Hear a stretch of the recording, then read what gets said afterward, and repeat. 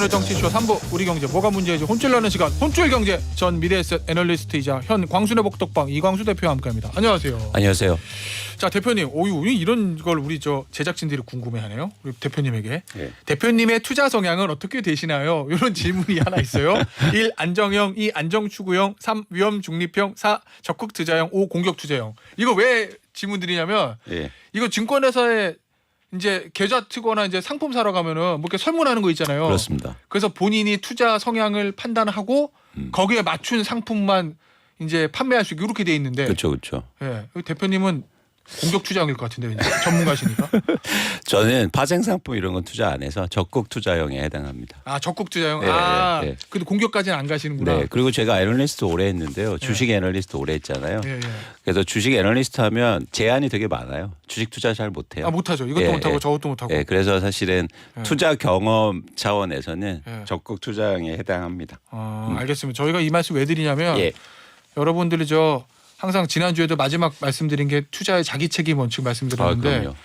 요거 설문 가서 증권회사 가서 계좌 트실 때 요거 잘 하셔야 돼요. 그렇습니다. 괜히 이제 돈 버시려고 막 다 아는 것처럼 나 잘 모르는데 잘 아는 것처럼 했다가 이 공격 투자형 나오고 이러면은 상품 희한한 거 가입하셔가지고 저 낭패를 보시는 수도 있으니까. 근데 이런 것도 필요하지만 저는 오히려 상품에 대해서 구별이 더 필요하다. 그러니까 여기서 잘 적극적으로 이게 막 하시는 분이 많지 않잖아요. 맞아요. 대충 이렇게 네. 설문조사하기 때문에 네. 그 사람을 기준으로 해서 상품을 팔지 말고 네. 상품을 중심으로 해서 사람한테 팔아야죠. 그러게 그 네. 말씀을 지금 하시는 이유가 요 저 홍콩 ELS 때문에 그런데. 그렇습니다.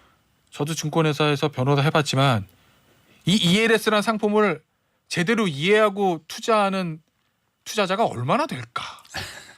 그러니까 또는 이게 판매하는 은행에서 많이 판매했잖아요 이번에요. 그렇습니다. 판매하는 직원들은 과연 이 구조를 얼마나 이해하고 있을까? 그렇죠. 네. 사실 저도 이 상세한 구조에 대해서 정확히 알지 못해요. 근데 네. 중요한 건 뭐냐면 위험하다는 투자를 꼭 인지할 필요가 있고 다시 한번 ELS를 설명드려 볼게요. 네. 이게 ELS는 Equity Linked Security의 약자예요. 그러니까 앞에 Equity는 뭐냐면 일종의 주식입니다. 네.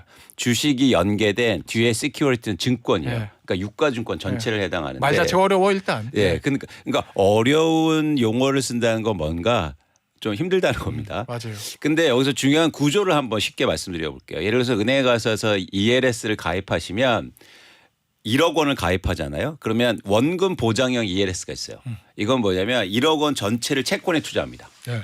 그러면 채권에 대한 이자가 나올 거 아니에요. 네. 무조건. 네. 근데 채권은 만기가 있기 때문에 100% 받을 수 뭐 있잖아요. 그렇죠. 근데 이자가 나오면 그 이자를 위험한 투자를 한다는 거예요. 네. 파생 상품. 네. 그래서 이자는 못 받을 수 있어요. 네. 최악의 상황에. 근데 원금 받을 수 있어요. 그렇죠. 네. 근데 이제는 조금 더 욕심이 커가면서 원금 비중이 줄어드는 거예요.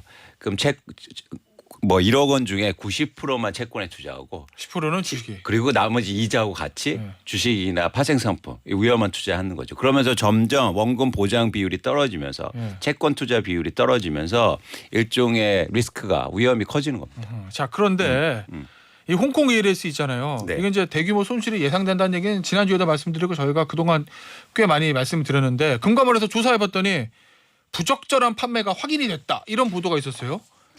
그렇죠. 그러니까 현장 검사하고 실태 조사를 했는데 네. 금감원장이 말하는 게 은행이라든지 금융회사들의 불안전 판매가 있었다.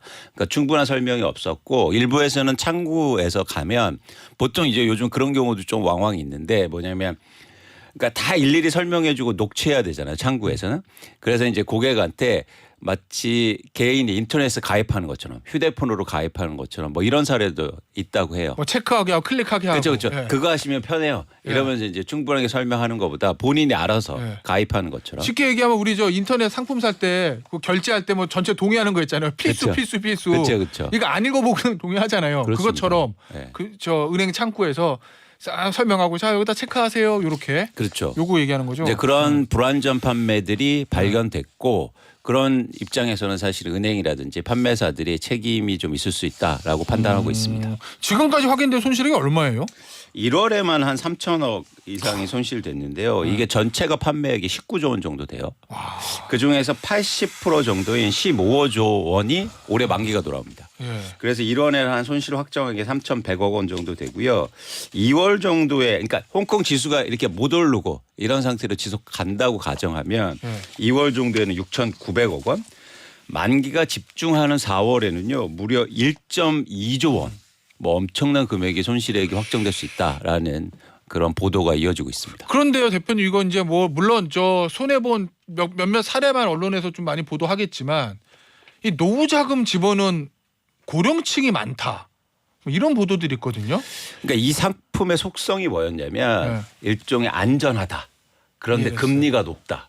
예. 근데 고령층을 중심으로 해서 안전한데 시중금리가 낮는데 높은 금리, 즉 캐시플로우가 없기 때문에 현금흐름이 적기 때문에 그 고금리 상품에 대해서 되게 열망이 크시잖아요. 그런 차원에서 고령 세대들의 이게 가입이 집중됐었던 것 같아요. 그러니까 안정하다, 근데 금리가 높다. 이렇게 된 거죠. 결국 예를 들면 판매할 때 이게요 홍콩 지수가 지금은 반토막 나면은 원금 저 손실 날 수도 있는데 아유 설마 그렇게 되겠어요 홍콩 지수 왜 반토막 나겠어요 이렇게 팔았다. 그렇죠. 그래서 중국이 안 망하면 예. 사실 높은 금리 받을 수도 있다. 예. 그래서 걱정하지 마시라 이런 이제 사례들이 있는 거죠. 실제로. 아니 지금 사례 보니까 네. 이렇게 설명했다고 은행에서 뭐 나라 망하지 않는 한 ELS는 안전하다. 뭐 이렇게 저 얘기 듣고 가입했다란 문제 사례가 그렇죠. 있던데. 근데 또 제가 보니까 어떤 사례도 많냐면 저도 가입했어요. 이 말이 되게 위험하거든요. 네, 저도 했어요. 예. 네, 그러다 보니까 예. 이런 어떤 가입을 권유한 사례들이 많이 발견되고 있는 거죠. 저 나라 망하지 않는 한 ELS는 안전하다. 이게 어떤 부분에서 잘못된 설명인 거예요, 그러면? 나라가 안 망해도 지수는 50% 빠질 수 있어요. 그죠. 지금 이제 보여주고 있고 특히 예. 그 당시에 중국 지수가 급등했기 때문에 예. 그런 차원에서 하락할 리스크가 커진 거였죠. 아. 그러니까 모든 자산 가격은 가장 위험한 게 뭐냐면 많이 올랐을 때 위험합니다. 그만큼 빠지는 폭도 있을 수 있어요. 그렇죠. 그렇죠. 그래서 최근에는요. 어떤 ELS가 많이 팔린 줄 아세요? 어떤 거요? 일본 ELS요. 일본 많이 올랐으니까. 일본이 지금? 32년 만에 최고치를 달성하니까 네. 이제 투자자들이 그쪽에 몰리고 있는 거예요. 그럼 똑같이 일본도 빠질 가능성이 가능성도? 있는 거죠. 많이 올랐기 때문에. 알겠습니다. 네. 자, 그런데요. 이 홍콩 ELS 투자자들이 분쟁 조정 신청했다면서요, 지금? 그렇습니다. 이제 민원들이 많아지고 해서 분쟁 조정 신청을 하고 있는데요. 예. 그러니까 일종의 금융소비자법 위반 소지가 있다고 보는 거죠. 예. 그래서 이제 분쟁하고 있어서 금감원에서 이제 뭐 협의를 좀 해라 예. 이렇게 금융기관한테 요청하고 있는 그런 예. 상황입니다. 이게 결국 분쟁 조정위원회에서 조정이 잘 되면 그러면 이제 은행이랑 손실 보상폭을 협의를 해가지고 정리가 되는 건데 그렇죠, 그렇죠. 그게 안 되면 소송 가야죠. 결국 법원 가야 되거든요. 그렇습니다.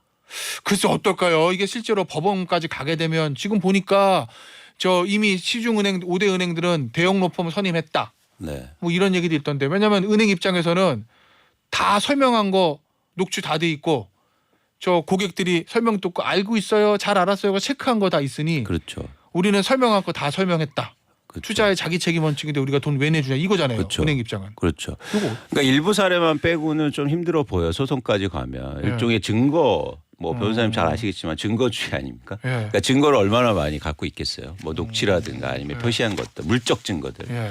그러다 보니까 사실 소송까지 가고 개별적으로 또 이거를 대응하기에는 좀 힘들 수도 있다. 시간도 오래 걸리고. 아니 제가 하나 걱정하는 건 이런 문제들이 예전에 리만 사태 때 주식 확 빠지면서 이런 문제가 많았잖아요. 그렇습니다. 그때만 해도 증권회사들이 그런 거 시스템 잘 안 갖춰놔서 많이 보상도 해주고 이랬는데 그 이후로 증권회사나 은행들이 이거 다 나름대로 녹취해놓고 시스템 다 갖춰놔가지고 글쎄 모르겠습니다. 이거 실제로 결과가 어떻게 될지. 그러니까 엄청 예비해놨죠. 예. 예를 들어서 아까처럼 막 문자를 보내거나 카톡을 보내서 예. 구체적으로 어떤 증거가 없는 한 조금 회사들이 더 소송까지 가면 유리하지 않나 보고 있습니다.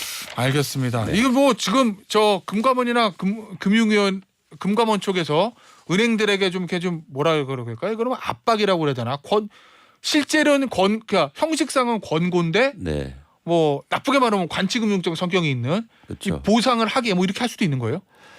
할 수 있죠. 최근에 뭐 대출 금리도 네. 내릴 수 있으니까. 예. 그래서 그런 차원에서 이제 요구하고 있고 협상을 종용할 수는 있는데 정책적으로. 예, 좀 지켜볼 필요가 좀 있어 보입니다. 워낙 좀 규모가 크고 예, 그래서. 아직까지 사실은 그 관계 설정이 좀 안 돼 있어서. 예. 예. 알겠습니다. 이게 나쁘게 말하면 관치금융이고 음. 좋게 말하면 금융 소비자들을 보호하려는 건데 그렇죠. 이 어떤 선에서 정리가 될지. 그러니까 제가 꼭 말씀드리고 싶은 게 있어요. 그러니까 우리가 일반적으로 은행에 대해서 좀 고민할 필요가 있는데 은행은 상품을 파는 곳입니다. 설계하는 곳이 아니죠. 그렇죠. 그래서 우리를 막 도와주려고 애쓰는 곳은 아니라는 거죠. 그런 차원에서 은행에 파는 물건들에 대해서 소비자 입장에서 좀 면밀하게 좀 보실 필요가 있고 왜 은행 들어가면 어깨가 축 늘어지잖아요. 막 힘도 빠지고 눈치 보고 그러실 필요 없다. 예. 당당하게 요구하고 예. 그리고 여러분들의 권리를 찾아야 된다. 예. 사실 은행은 기업이고요. 은행도 돈을 벌려고 하고 있어요. 그런 차원에서 여러분들이 은행에 대해서 대한민국에서 특히 좀 관점을 바꿀 필요가 있지 않나 보고 있습니다. 결국 은행에서 파는 상품들도 수수료 돈을 벌려고 하는 돈을 벌려고 거죠. 파는 거다. 우리를 도와주려고 돈 많이 벌게 해주려고 하는 부분도 있겠지만 예. 예. 사실 종국적으로 물건을 파는 기업들이야. 근데 우리가 뭐 전자제품 살 때 꼼꼼히 따져보고 다른 데 싼 데도 찾아보고 이러지 않습니까? 근데 은행에 들어가면 이상한 기가 죽어요. 예. 그러니까 이거잖아요, 대표님. 네. 은행에서 상품을 팔았어요, 저희한테. 네. 근데 우리가 그 상품으로 돈 벌었어요. 네. 그 은행도 좋고 저도 좋고 윈윈인데 그렇죠. 물건 샀어요, 은행에서 상품을. 근데 네. 제가 돈 잃었어요. 네. 저는 망한 거잖아요. 그렇습니다. 그래도 은행은 윈이다. 그렇습니다. 상품 은행은 돈 팔았으니까. 벌었죠. 예, 수수료를 받고 예. 또 그것 때문에 뭔가 또 사업이 연계가 되는 거니까. 제가 항상 농담삼아 말씀드리지만 은행은 지지 않는다. 금융기관은 지지 않는다. 아 이거 네. 블랙 코미디는 완전히. 예. 알겠습니다.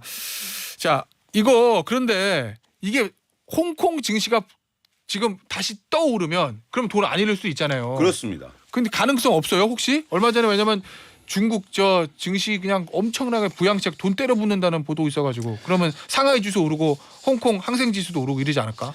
그렇습니다. 최근 중국 정부가 증시 부양을 위해서 거의 2조 위안, 우리 돈으로 370조 원이요. 네. 이거를 증시에 넣어서 부양하겠다. 사실 어마어마한 상황인데 스케일이 달라요. 예. 만약 이게 된다면 좀 부양 가능할 것 같아요. 근데 문제가 뭐냐면 중국 정부가 지금 여기까지 들어갈 단기적으로 볼 때 여기까지 증시 부양까지 자금을 투입할 여력이 많으냐.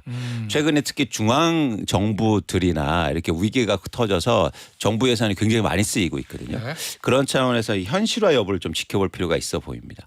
그런데 제가 보지만 좀 시간은 걸리겠지만 어쨌든 중국 증시가 회복할 가능성은 굉장히 크지 않을까 보고 있는 거죠. 알겠습니다. 네.